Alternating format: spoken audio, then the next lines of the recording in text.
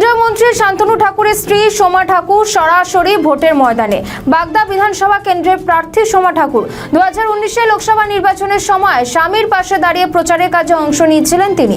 বাগদায় আবারও বিজেপি জিতবে বলে আশা প্রকাশ করেছেন বাগদার বিজেপি প্রার্থী। বাগদা এবার ফের ঠাকুরবাড়ির মধ্যেই লড়াই। মতুয়া ভোট সব দলের কাছে খুব গুরুত্বপূর্ণ, আর মতুয়া ভোট টানতে ঠাকুরবাড়ির গুরুত্ব অত্যন্ত বেশি। এই কেন্দ্রে তৃণমূলে প্রার্থী করা হয়েছে বিধায়ক মধুপর্ণা ঠাকুরকে। তিনি সম্পর্কে শান্তনু ঠাকুরের খুড়তুতো বোন। তার সঙ্গেই এবার মুখোমুখি লড়াই সোমার।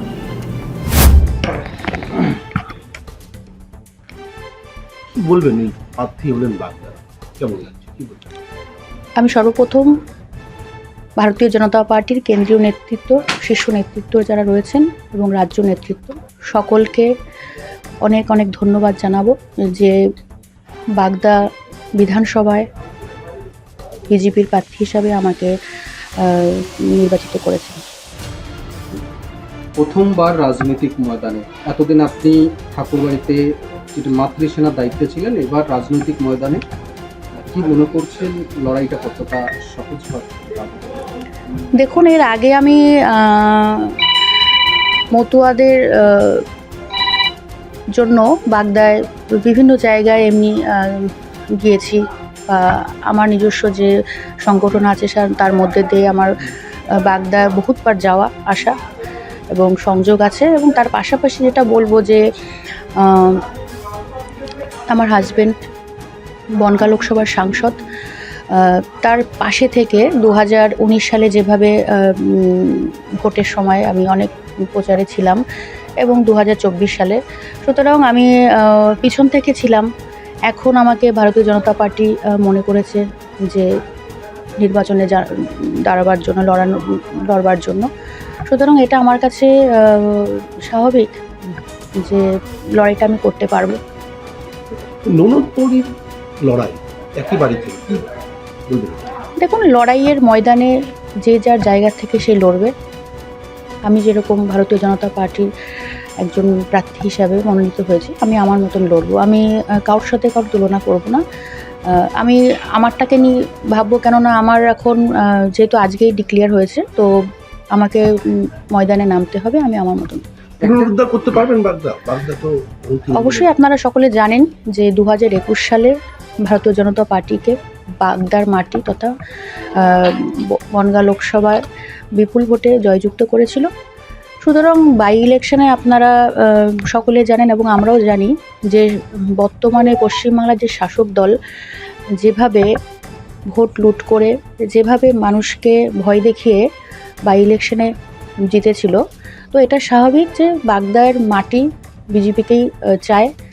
এটা কোনো অস্বাভাবিক নয় যে এটা কোনো পুনরুদ্ধারের কোনো বিষয় নয়। বাগদায় আবার বিপুল ভোটে ভারতীয় জনতা পার্টি জিতছে। উপনির্বাচনে মধুপর্ণা যখন দাঁড়িয়েছিলেন তখন শান্তনু ঠাকুরকে আশীর্বাদ দিয়েছিলেন, সেক্ষেত্রে আপনি কি? সেটা করতেই পারে, বাড়িতে সদস্য হিসেবে সেটা করতে পারে, কিন্তু বিষয়টা হচ্ছে বাড়ির ব্যাপারটা আলাদা এবং রাজনৈতিক সম্পূর্ণ ভিন্ন। তো আমরা চাইবো আমাদের ভারতীয় জনতা পার্টির হাতকে শক্ত করতে, এবং বিশেষ করে বাগদার মানুষ ভারতীয় জনতা পার্টির দিকে মুখিয়ে আছে। ননদকে কি আশীর্বাদ করবেন? সেটা দেখা যাবে সামনে। একটি বিষয়, বাগদা মতুয়া অধ্যুষিত, সব থেকে বেশি মতুয়া ভোট বাগদায়।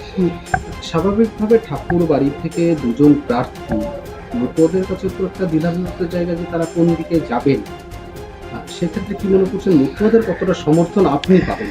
দেখুন, আমি আগেও বলেছি যে 2020 সাল থেকে আমি বাগদায় মানুষের পাশে, বিশেষ করে সেই সময় যেহেতু আমি মতুয়াদের হয়ে লড়াই করেছি, তো বাগদার আনাচে কানাচে প্রত্যেকটা জায়গায় আমার কম বেশি যাওয়া রয়েছে। যেহেতু আমার সংগঠনের মধ্য দিয়ে আমি ওখানে আমার বিভিন্ন মায়েদের নিয়ে সংগঠন রয়েছে, সুতরাং আমার বাগদায় মানুষরা আমাকে অবশ্যই আশীর্বাদ করবে, ভালোবাসবে। এবং বাগদায় যেহেতু আমি তাদের কাছে মা হিসেবে পরিচিত, এবং ভারতীয় জনতা পার্টি আমাকে আবার সুযোগ দিয়েছে সকলের জন্য, শুধু মতুয়া নয়, বাগদায় সমস্ত জনসাধারণ মানুষদের পাশে দাঁড়াবার।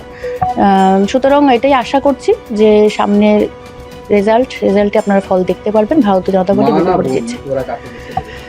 সেটা আমি সেটা এখন আমি সেটা বলবো না। সেটা আমি জানি যে বাগদার মানুষ, আমি আগেও বললাম যে ভারতীয় জনতা পার্টিকে চায়, এবং যার জন্য আজকে বনগাঁ লোকসভা এত শক্ত। সুতরাং এই প্রশ্নের মধ্যে দিয়ে আপনার উত্তরটা পেয়ে যাচ্ছেন অবশ্যই। একটা বিষয়, ঠাকুর বাড়ির যে দুই পরিবার তার দ্বন্দ্ব অতীতে অনেকবার দেখা গেছে। বাগদার রাজনৈতিক ময়দানে কি লড়াইটা পারিবারিক দ্বন্দ্বের হবে নাকি উন্নয়ন? পরিবার সম্পূর্ণ আলাদা, আমি বারবার বলছি, এখানে পরিবারের সাথে রাজনৈতিক গুলিয়ে ফেললে হবে না।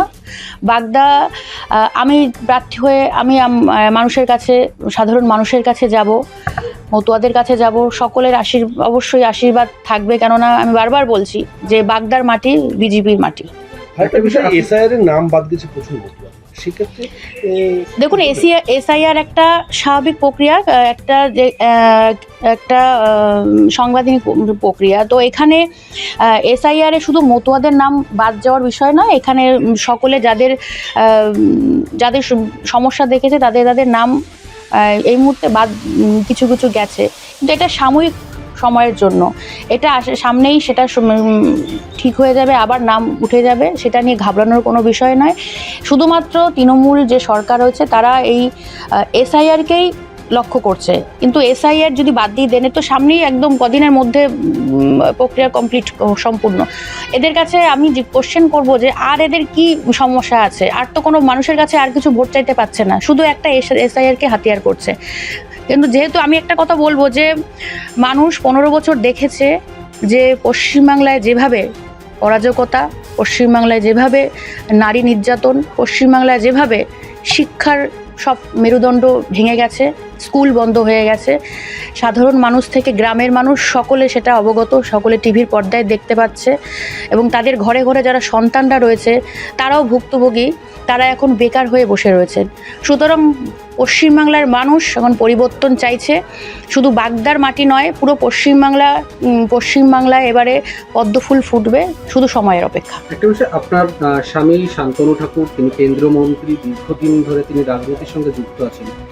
আপনি যে রাজনীতির ময়দানে এইভাবে আসবেন, এটা কি আগের থেকে কোনো পরিকল্পনা ছিল? না, আমি এটা কোনোদিন সেরকম ভাবিনি। আমি পিছন থেকে আমার হাজবেন্ডের সাথে বিগত 15 বছর লড়াই করেছি, বিভিন্ন সংগঠন নিয়ে, বিভিন্ন রাজনীতিকের সঙ্গে থেকে, কিন্তু কোনোদিন ভাবিনি যে আজকে ভারতীয় জনতা পার্টি আমাকে উপযুক্ত মনে করেছে যে প্রার্থী হিসাবে। সত্যি আমি বারবার ওনাদেরকে ধন্যবাদ জানাবো, কেন্দ্রীয় নেতৃত্ব এবং শীর্ষ যারা রাজ্য নেতৃত্ব রয়েছে, এবং আমি আশাবাদী 100% যে সামনেই 4 তারিখ শুধু বাগদায় নয়, সারা বাংলায় পদ্মফুল ফুটবে।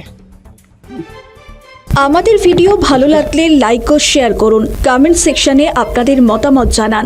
আরও ভিডিও পেতে আমাদের চ্যানেলটিকে সাবস্ক্রাইব করুন এবং প্রতি মুহূর্তে খবরের আপডেট পেতে প্রেস করুন বেল আইকন।